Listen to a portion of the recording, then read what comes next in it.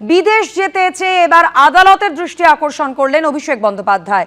দ্রুত শুনানি চেয়ে অভিষেক বন্দ্যোপাধ্যায়ের আর্জি, যদিও সেই আর্জি ফিরিয়ে দিল কলকাতা হাইকোর্ট।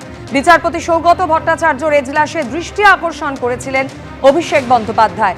চিকিৎসার কারণ দেখিয়ে দ্রুত শুনানির আবেদন করেছিলেন অভিষেক বন্দ্যোপাধ্যায়। দ্রুত শুনানির সেই আবেদন ফিরিয়ে দিয়েছে আদালত।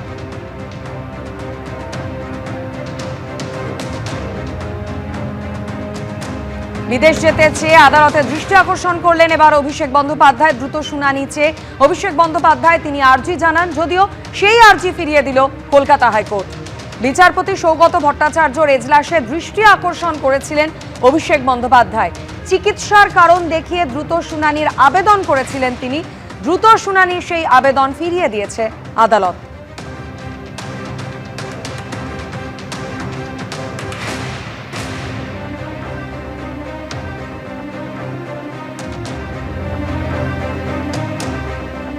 বিদেশ যেতে চেয়ে আদালতের দৃষ্টি আকর্ষণ অভিষেক বন্দ্যোপাধ্যায়। দ্রুত শুনানি চেয়ে অভিষেক বন্দ্যোপাধ্যায় আর্জি জানান, আর সেই আর্জি ফিরিয়ে দিল কলকাতা হাইকোর্ট।